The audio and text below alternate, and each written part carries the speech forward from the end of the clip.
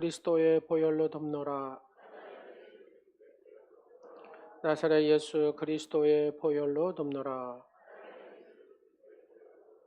아멘. 오늘은 성령 강림주일이기도 합니다. 그래서 여러분의 삶에 성령님께서 충만히 임하시기를 간절히 축원합니다. 오늘은 구원과 멸망의 갈림길이라는 제목을 가지고 하나님 말씀을 증거하도록 하겠습니다. 산골에 살던 소년이 우리 섬마을로 이사를 왔습니다. 이 소년에게 바닷가 마을은 완전히 새로운 세상이었습니다. 신기한 것도 많고 이해되지 않는 것이 너무나 많았습니다.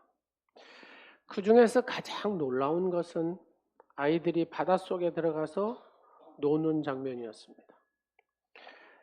이 소년의 모습에서 이 바닷가의 아이들은 신기할 따름입니다. 자기는 바다에 들어가면 죽는다는 그런 생각밖에 없었던 아이입니다. 그런데 가만히 보니까 물속에서 이 아이들은 장난을 치고 너무나 즐겁게 노는 거예요.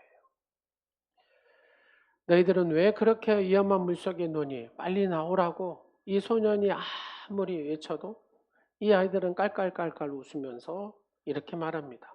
너도 이리 들어와. 여기가 얼마나 재밌는 줄 몰라. 그렇지만 이 산골 소년은 들어갈 수가 없었습니다. 바닷속에 들어가면 죽는 줄로 알았기 때문에 그렇습니다. 우리 인간은 경험이라는 세계 속에 살아갑니다. 그래서 경험되지 않은 세계는 우리에게 두려움을 줍니다. 경험하지 않은 새로운 것을 시도하고자 할 때에 우리의 의식은 거부를 하죠. 산골에서 자란 이 소년은 바다를 보지 못했고 바닷속에 들어가는 경험을 한 번도 하지 못했기 때문에 물속에 노는 이 아이들을 이해하지를 못했다는 얘기입니다. 자신의 경험을 통해 이성적으로 동의할 때 그것을 의식 속으로 받아들입니다. 눈에 보이는 세계, 자신이 경험한 것은 인정하고 동의를 하죠. 그러나 자신이 경험하지 않고 보지 못한 것은 거부를 합니다. 이것이 시공간을 제한을 받고 사는 3차원의 삶의 모습입니다. 그런데 여러분, 신앙세계는 우리의 이성, 경험을 초월한 것이 신앙세계잖아요. 신앙의 세계는 믿음을 통해서 이루어집니다. 그래서 예수 그리스도를 믿지 않은 불신자들에게는 이 복음을 전한다는 거 매우 힘든 일이죠. 어려운 일입니다. 불신자에게는 바로 이성과 경험에만 의존하고 그렇게 인생을 살아가기 때문에 이 초월의 세계를 이해할 수가 없습니다. 신앙 세계는 신앙 초월적인 세계에 대한 믿음을 전제로 해야 이 믿음의 세계가 보이거든요. 그래서 오늘 본문의 말씀도 우리에게 그런 모습을 보여주고 있습니다. 오늘 본문 말씀 18절 말씀에 보면은 십자가의 도가 멸망하는 자들에게는 미련한 것이요 구원을 받는 우리에게는 하나님의 능력이라. 여러분, 모든 종교마다 자기들이 믿고 있는 도, 이 가르침이라는 게 있습니다. 그러잖아요. 불교도 석가모니의 가르침, 이 도가 있고, 여러분 이슬람교도 마호메트가 가르치는 도, 이 가르침이 도가 있습니다. 유교도 공자가 가르치는 바로 이 가르침의 도가 있습니다. 기독교에는 뭐라고요? 십자가의 도가 있다라고 얘기합니다. 타 종교의 도와 기독교의 십자가의 도는 이 차이가 완전히 있다라는 얘기입니다. 타 종교의 도는 사람의 생각을 담고 있습니다. 유한한 인간이 깨달음을 통해서 배운 그 교훈을 도로 가르칩니다. 그러나 기독교는 사람의 생각과 깨달음이 아니라 하나님의 뜻을 가르치는 것입니다. 하나님의 언약의 말씀을 가르칩니다. 바로 그것이 무엇입니까? 1189장으로 이루어진 바로 이 성경을 얘기하는 것입니다. 바로 이 성경은 하나님의 약속의 말씀입니다. 하나님의 뜻이 여기에 다 들어 있습니다. 그래서 말씀이 육신이 되어 우리 가운데 임하신 예수 그리스도, 말씀이 육신이 되어서, 하나님의 말씀이 육신이 되어서 오신 분이 예수 그리스도, 바로 그 예수 그리스도를 가르칩니다. 그것을 한마디로 말하면 십자가의 도라 이렇게 얘기합니다. 십자가는 원래 죄인들을 처형하는 바로 형틀이 십자가입니다. 그런데 그 십자가에 달린 예수 그리스도가 죄에 빠진 인간을 구원한다는 것, 여러분, 십자가에 못 박혀서 죽은 예수 그리스도가 인간의 죄를 다 씻어주고 구원한다는 것, 이게 십자가의 도인데 이게 믿기가 쉽지 않은 얘기죠. 믿기가 쉽지 않아요. 이 십자가에서 죽은 예수 그리스도가 인간의 죄를 대신해서 죽었다는 거예요. 이게 성경의 가르침입니다. 창세기부터 요한계시록까지 66권 1189장을 통틀어서 얘기한 얘기가 그런 얘기거든요. 근데 인간의 이성과 경험으로 중시한 세상의 지혜를 가지고 하나님의 도를 믿는다는 거 어렵습니다. 이해할 수가 없습니다. 오늘 본문 22절의 말씀에 보도 유대인들은 무엇을요? 이 표적을 보여달라고, 기적을 보여달라고. 우리와 좀 비슷하죠? 하나님 살아계시면 표적을 보여주시옵소서, 그래야 내가 믿겠습니다. 유대인들이 그랬다고 말입니다. 헬라인들은 지혜를 달라고, 지혜를 찾았습니다. 여러분, 유대인들의 눈에는 보이는 가시적인 것이 있어야 믿겠다는 것입니다. 오병이어 기적을 보면 예수님께서 오병이어 기적을 보이셨습니다. 오병이어가 뭐냐? 물고기 2마리하고 보리떡 5개 가지고 장정만 5,000명을 먹이고, 여자와 아이의 숫자는 빼고 남자들만 5,000명을 먹이고 12광주리가 남은 사건이거든요. 여러분, 지금 여러분의 눈에 딱 쪼갰어요. 근데 이게 또 생기는 거예요. 딱 쪼갰는데 또 생기는 거예요. 여러분, 그러면 믿으시렵니까, 예수님을? 여러분, 쪼개면 또 있다니까요, 이게. 그리고 또 주고 근데 또 생기는 거예요. 이게 보리떡 5개의 기적입니다. 물고기 2마리도 딱 잘라가지고 주면은 또 있는 거예요. 또 잘라서 주는 거예요. 여러분, 믿으시려겠습니까? 그렇죠. 안 믿을 수가 없겠죠. 이런 기적의 현장을 보는데 유대인들은 딱 그 광경을 보는 순간에 예수님을 우리의 왕으로 모시면 되겠다. 우리의 왕으로 생각을 하죠. 그때 예수님께서는 너희가 나를 따르는 것이 배가 고픈 너희가 배부르게 해주니까 너희가 나를 따르는 것이구나. 표적을 구하기 때문이다고 지적을 하십니다. 많은 사람들이 예수님을 따랐지만 그들의 눈에 보이는 현상, 표적을 구하고 그렇게 살았다는 얘기입니다.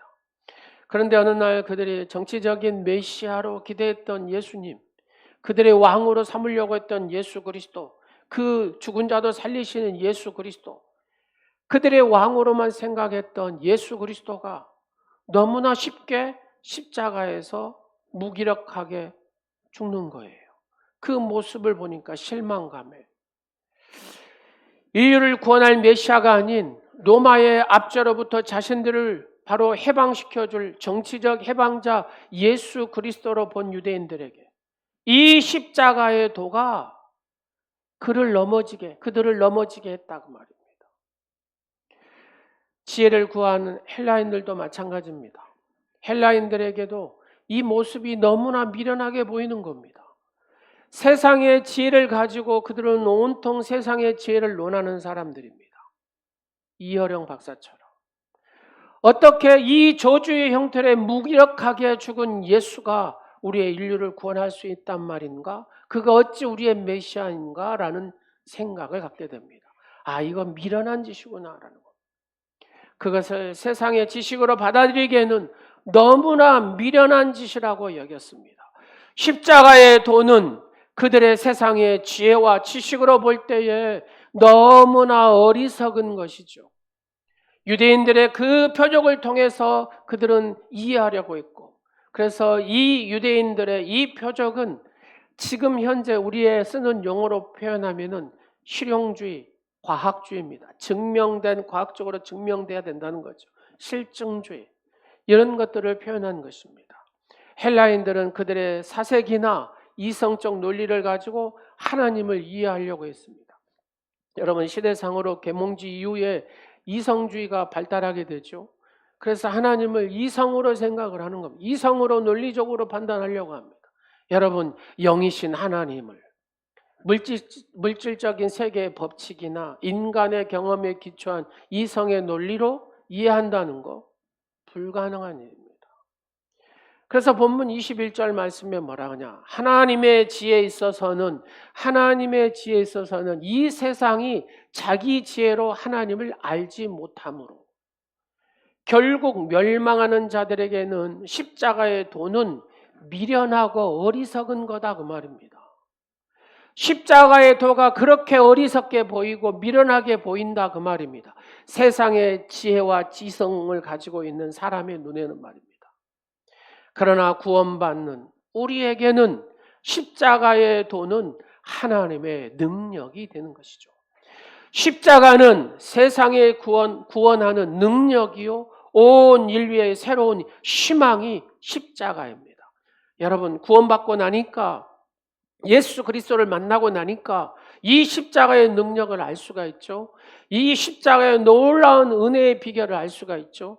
그렇습니다. 이 십자가는 죄인과 의인의 갈림길입니다. 이 십자가를 붙드는 사람은 의의 길을 갈 수 있습니다. 그러나 이 십자가를 붙들지 않은 사람은 영원히 죄인의 길에 살 수밖에 없습니다. 이 십자가를 붙든 사람은 구원의 길을 갈 수 있습니다. 그러나 이 십자가를 붙들지 않으면 영원한 멸망의 길로 가게 됩니다.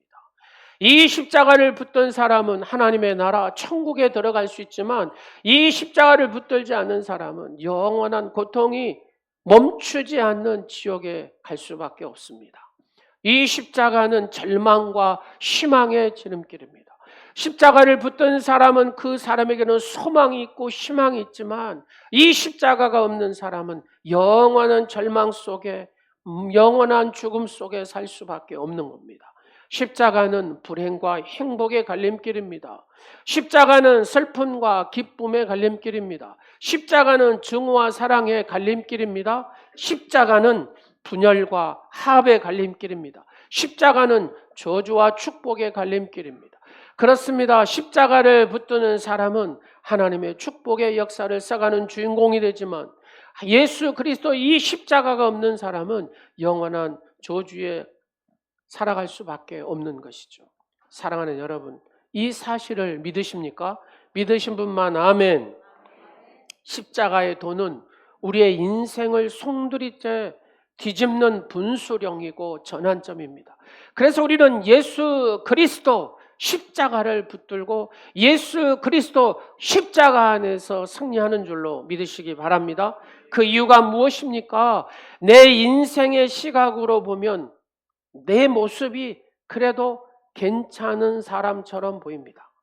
남보다 지식도 있는 것 같고, 세상의 지혜에서도 내가 지혜가 있는 것도 같고, 남보다 말도 잘한 것 같고, 남보다 생각하는 것도 좀 괜찮은 것 같고, 자식들도 뭐 이만큼 키웠으면 괜찮은 것 같고, 다른 사람들보다 내 믿음이 더 큰 것처럼 보인다, 그 말입니다. 십자가 없이 나를 보면 자기도 모르게 으쓱할 때가 있다는 얘기입니다. 십자가 없이 자기를 보면 자기에 의해 사로잡히게 된다는 얘기입니다.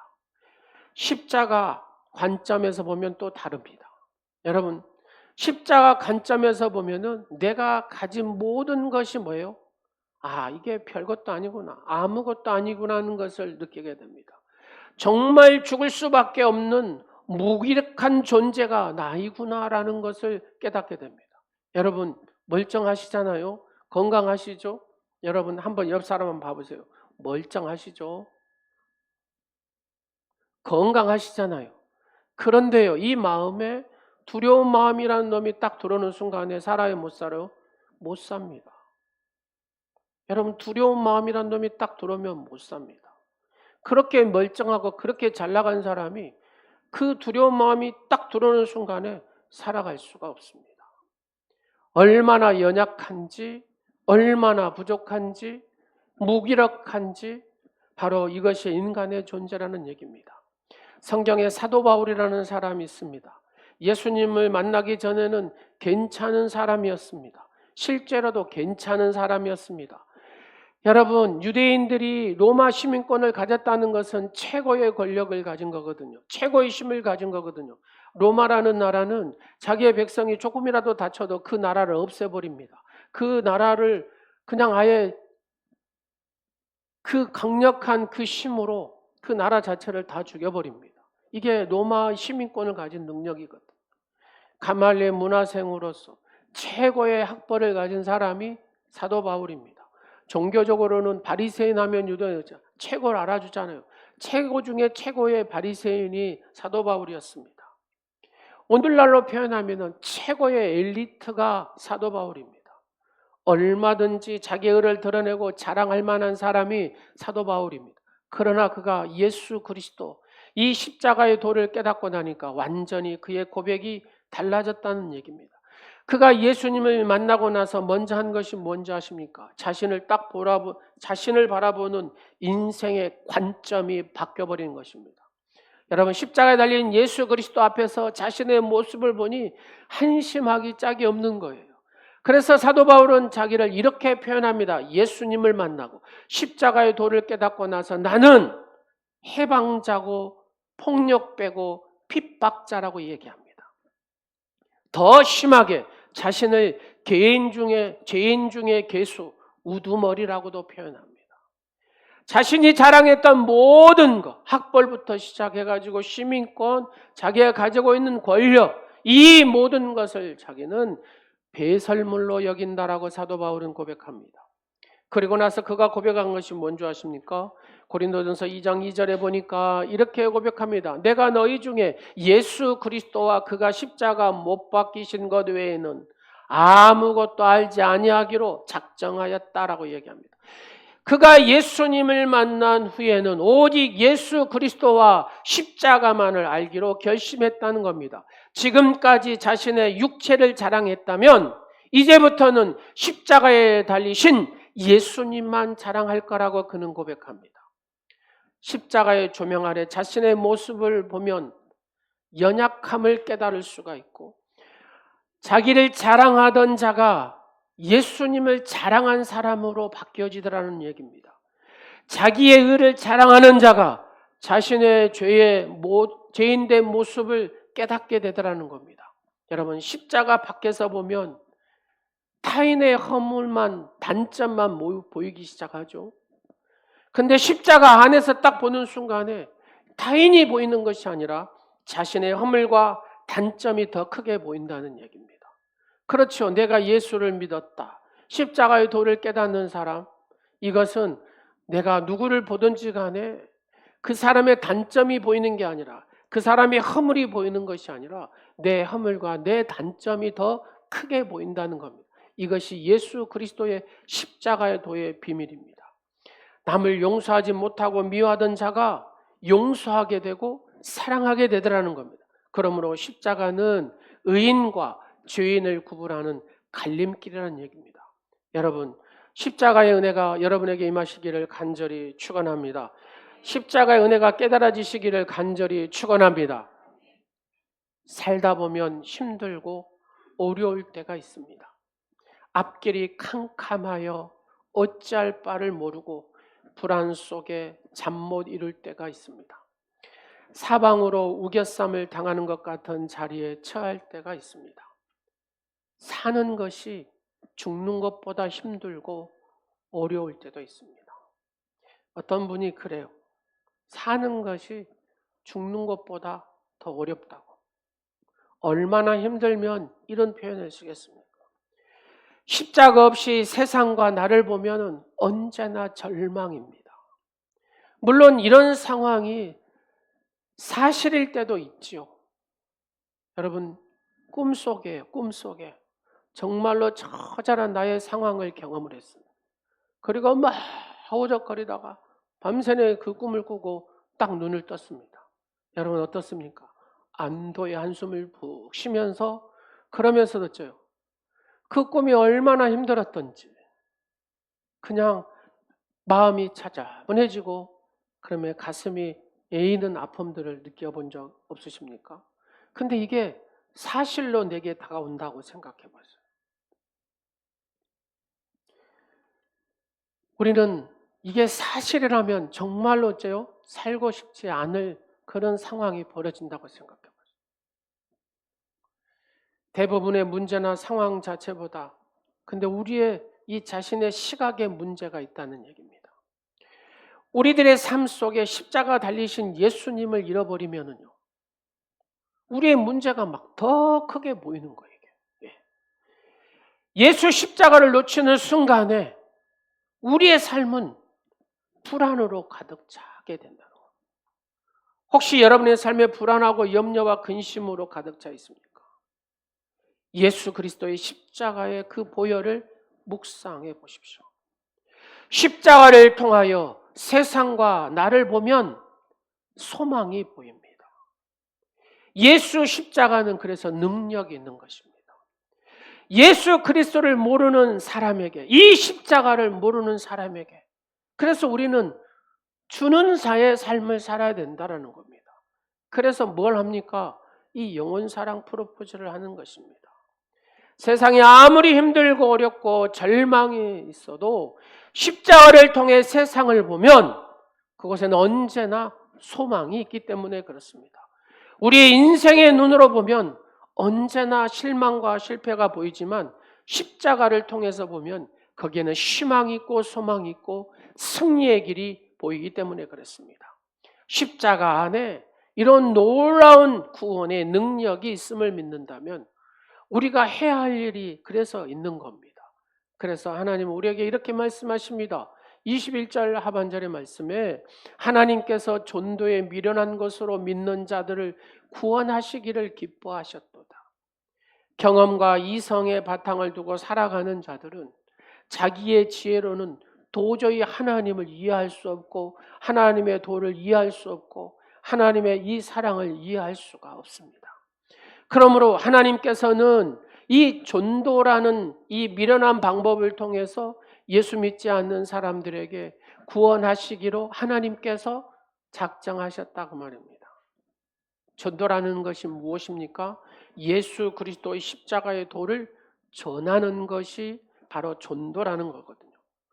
예수님의 십자가를 믿으면 그 안에 모든 죄를 용서받고 영생을 받는 거죠. 영원히 예수님과 소망의 예수님과 평안의 예수님과 사랑의 예수님과 영원히 사는 것, 바로 이것이 십자가의 도입니다. 예수 그리스도를 아는 사람은 이 권세를 누립니다. 그래서 예수 그리스도를 믿는 사람은 전능하신 하나님을 뭐라 그래요? 아버지라고 합니다. 우리는 자녀의 권세를 누리는 것입니다. 영원한 천국을 선물로 받습니다.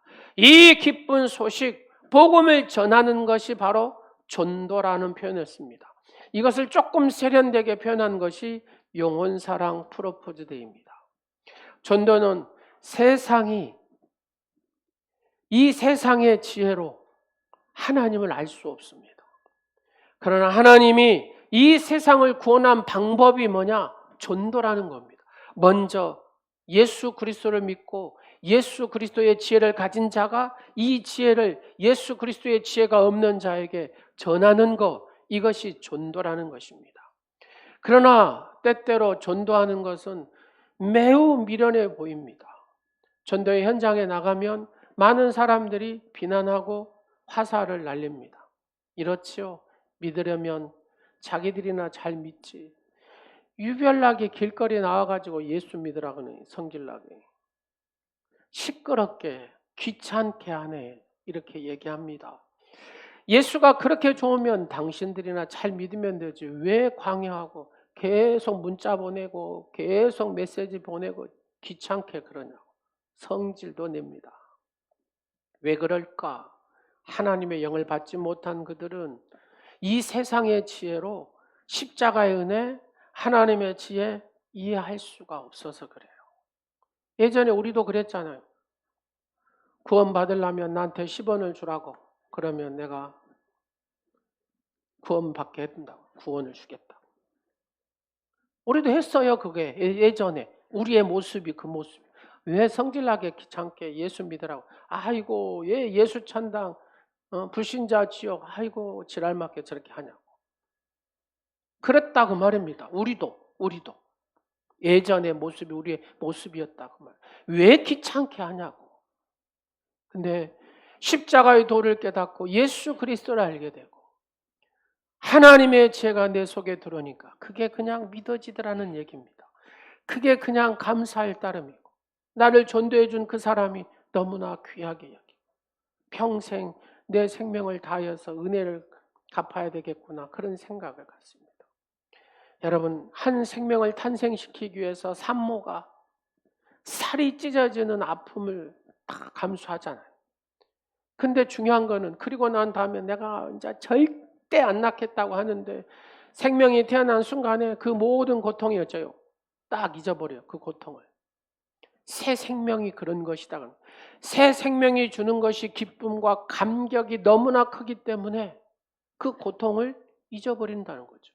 마찬가지입니다. 그러나 그 길은 어떠한 대가를 지불해도 아깝지 않는 축복의 길입니다. 가시덤불에 빠져있는 이른 양 한 마리를 찾는 목자가 막 얼마나 기뻐하고 행복해합니까? 우리 주님 역시 세상에서 방황하는 한 영혼을 그리스도에게로 인도했을 때 너무나 기뻐한다고 합니다. 그래서 한 영혼이 전도되어 오면 천하보다도 귀한 생명이라고 해요. 천하보다도 귀한 생명. 그렇죠. 한 영혼이 구원받을 때 천군 천사가 춤을 추며 온통 하늘나라에서는 축제가 벌어진다는 얘기입니다. 그래서 우리는 영혼 사랑 이 프로포즈 끝까지 해야 된다는 겁니다. 이 잔치를 언제까지요? 내 생명이 닿을 때까지. 왜요? 이것이 아버지 하나님의 마음이기 때문에 한 영혼이라도 구원받기를 원하시는 우리 주님의 마음이기 때문에 나를 구원하기 위해서 십자가에 못 박혀 죽으신 그 예수 그리스도의 마음이기 때문에 예수 그리스도를 내 구세주로 믿고 십자가에 돌려 앉는 내가 전도를 안 할 수가 없다는 겁니다. 영혼사랑 프로포즈를 통해서 그 영혼을 구원하는데 내가 기도를 안 할 수가 없다는 얘기입니다. 그래서 교회들은 이런 것들을 하는 것입니다. 100만 원을 들든 200만 원을 들든 후배 목사가 그래요. 이번에 우리는 남편 구원 포커스에 맞춰서 했는데 4명 초청하는데 100만 원이 들었대요. 100만 원. 최고급 호텔을 이렇게 하고. 그 4사람이 왔대요. 와가지고 밥을 먹고 그럼 그 주에 이제 등록을 해야 되잖아요. 등록을 1명 했대요. 1명을 위해서 100만 원을 투자한 거예요.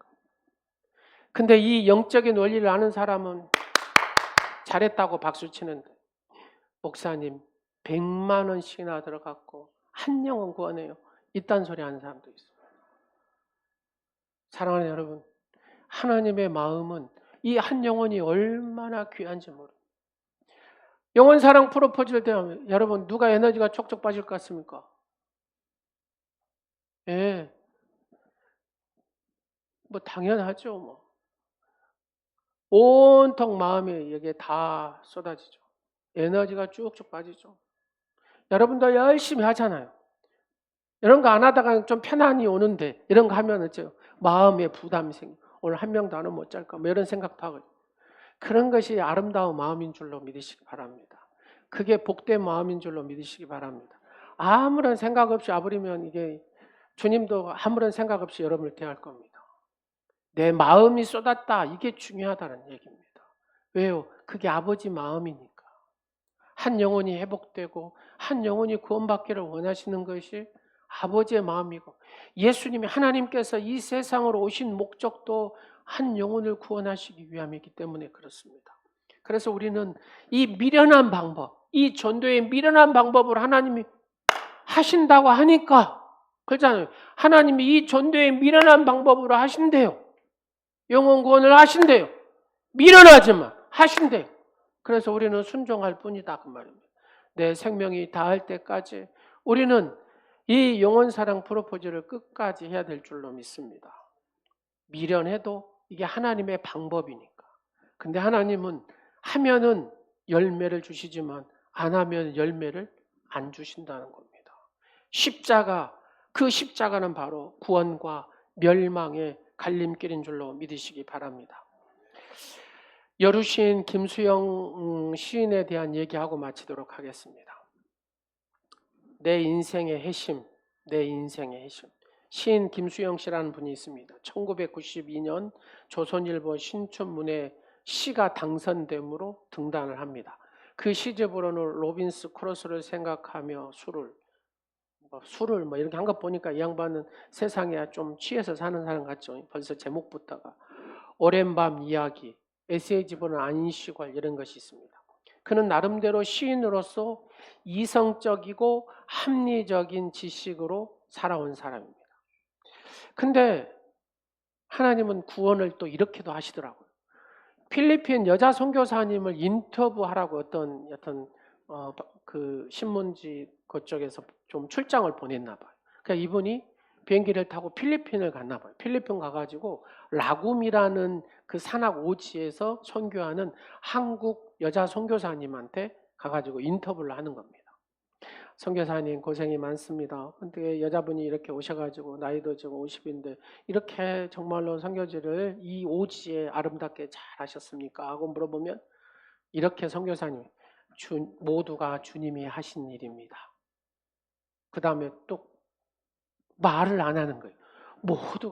모두가 주님이 하신 일입니다 하고 뭐라고 어쩌고 막 설명을 해야 되는데 모두가 주님이 하신 일입니다. 여러분 언어가 이 50살 되신 선교사님, 여자 선교사님 언어가 뛰어나겠습니까? 뭐 재력이 뛰어나겠습니까? 뭐가 뛰어나겠습니까? 아무것도 없어요. 근데 그 오지에 가가지고 했어요. 복음을 전했어요. 근데 예수 믿는 사람이 많아졌어요. 그리고 시설들도 막 세워졌어요. 그리고 막 복음의 역사가 일어났어요. 한마디로 누가 하신 거예요? 그래요. 모두가 주님이 하신 일이에요. 그러니까 이게 정답이잖아요. 그래서 이 정답만 얘기하는 거예요. 선교사님. 모두가 주님이 하신 일입니다. 그 다음에 단호하게 입을 딱 다물어. 이 김수영 시인이 이게 인터뷰가 너무 힘든 거예요. 왜요? 모두가 주님이 하신 일이라고 하니까. 그러면서 선교사님이 이 김수영 시인한테 이렇게 얘기하더랍니다. 신앙생활이란 아는 게 아니라 믿는 겁니다. 스스로 깨우치는 게 아니라 신앙생활이란 스스로 깨우치는 게 아니라 받아들이고 인정하는 겁니다.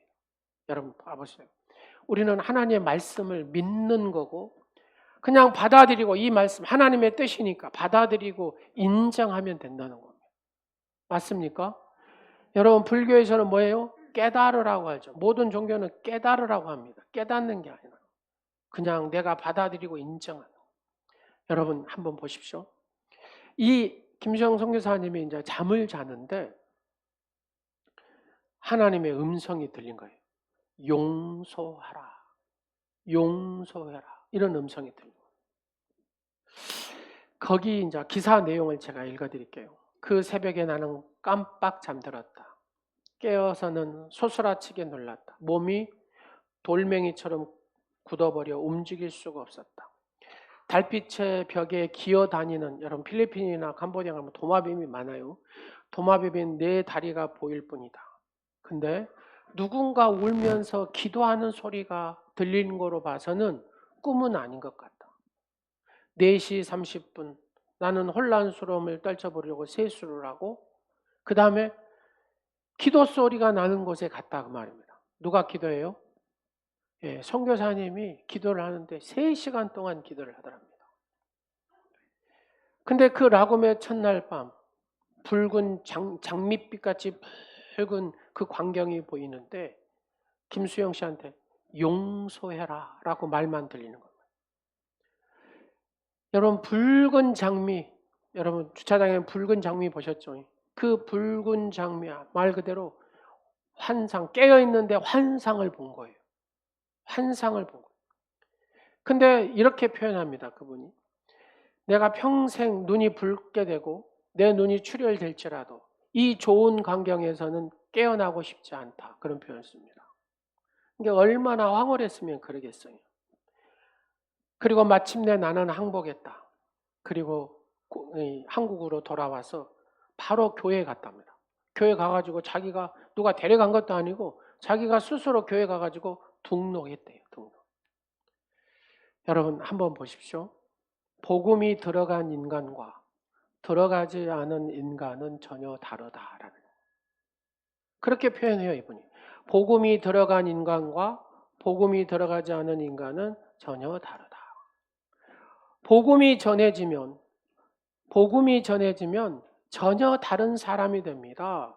아니 비로소 인간이 됩니다. 이 선교사님이 그렇게 표현을 했대요. 근데 그게 그냥 이해를 안 해도 이 선교사님이 그 한 말이 그냥 그대로 받아들여집니다. 예. 진짜 복음이 들어오니까 십자가의 도가 깨달아지니까 예수님을 만나고 나니까 자기의 모습이 예전에는 인간이 아니었다는 거예요. 이제 인간으로 비로소 내가 인간이 되었다는 겁니다. 거짓말처럼 그 말들이 선교사님 하신 말들이 그대로 이해가 되고 그대로 받아들여요. 그래서 오자마자 교회 등록하고 그 해에 세례를 받았다는 겁니다. 이 글에서 저의 마음에 와닿는 내용이 이겁니다. 복음이 들어간 인간과 들어가지 않은 인간은 전혀 다르다. 복음이 들어가면 전혀 다른 사람이 된다. 아니 비로소 인간이 된다. 그가 마지막 이렇게 썼습니다. 40 넘어 복음을 받아들이고 비로소 인간이 됐다. 여러분 하나님의 이 눈은요, 하나님의 눈은 예수 그리스도의 피가 있는가 없는가 그걸 보십니다. 여러분 안에 예수 그리스도, 십자가 흘리신 예수 그리스도의 피가 있는가 없는가 기도하겠습니다. 존귀하신 아버지 하나님, 하나님의 거룩한 자녀로 삼으시고 언약의 말씀을 주시고 하나님의 지혜를 주셔서 하나님의 이 구원의 은혜를 깨닫게 하심을 감사합니다. 오늘 초청되어 오신 VIP 한 영혼들 하나님의 지혜를 주셔서 이 십자가의 도 예수 그리스도 이 복음을 그대로 김수영 시인처럼 받아들이고 비로소 하나님의 복된 자녀가 되게 하여 주옵소서. 오늘 예배하는 사랑하는 모든 성도들에게도 이 십자가의 도가 절절하게 깨달아지는 오늘의 모든 지체들이 되게 하옵소서. 예수님의 이름으로 기도드립니다. 아멘.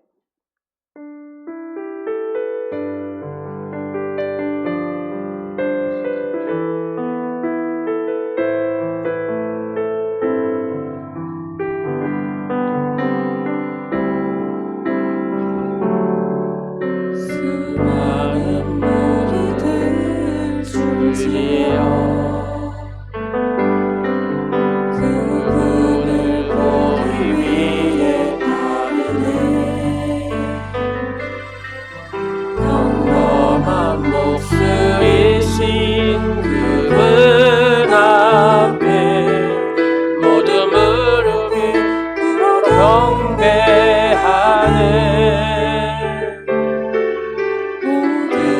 문제들 하나하나 주님까지도 이물리고 생명의 근원 되신 예수 이름 앞에 모든 권세를 굴복하네.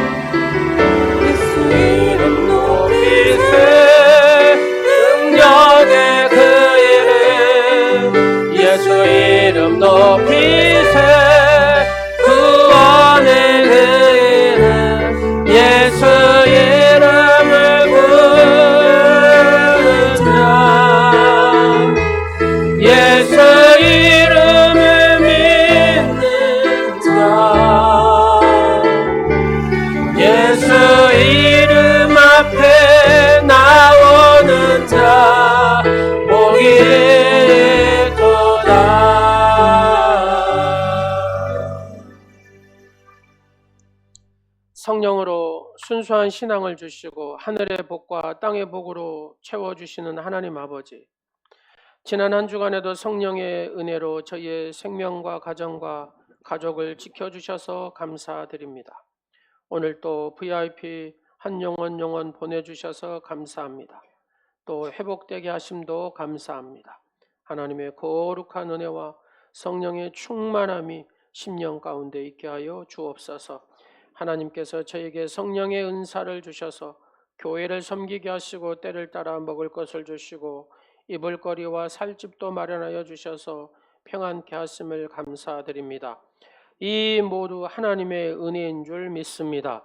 저희가 하나님의 은혜를 잊지 말게 하시고 보답할 수 있는 여건과 힘을 더하여 주시옵소서. 가진 돈에 집착하지 말게 하시고 넉넉한 마음으로 하나님과 이웃과 나눌 수 있는 아름다운 믿음의 소유자가 되게 하여 주옵소서. 보호가 있는 곳에 내 마음이 있다고 하셨사오니 하나님 앞에 감사함으로 드리는 마음, 하나님의 거룩한 천국의 마음들이 심령 가운데 있게 하여 주옵소서. 성령을 충만하게 받은 초대교회 성도들을 배우게 하시고 성령을 충만하게 받은 성도들은 다 함께 있어 모든 것을 통용하고 나누었음을 우리는 말씀을 통하여 깨닫습니다.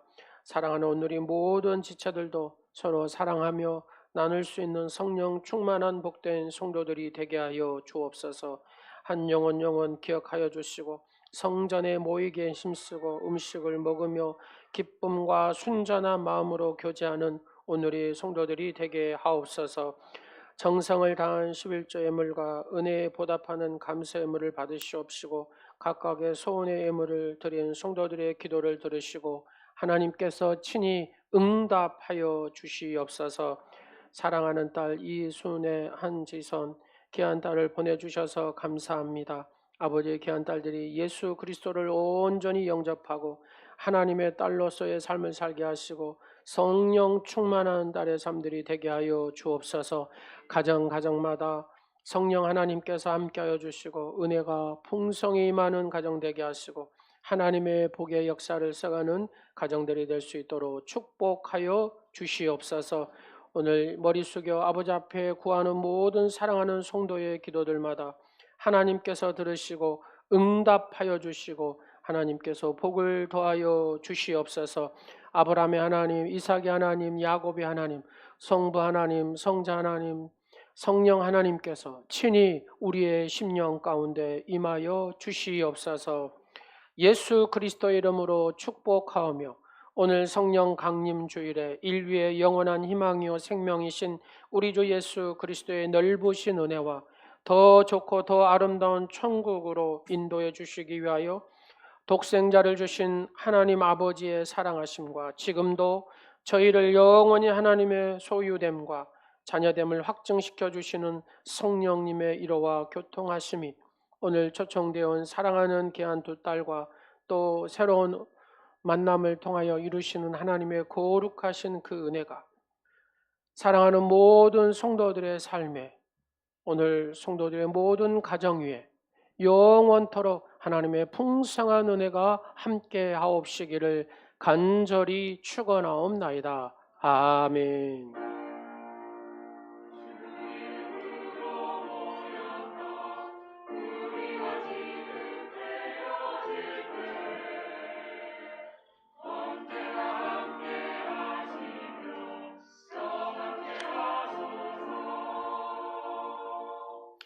하나님께 영광의 박수 드리겠습니다.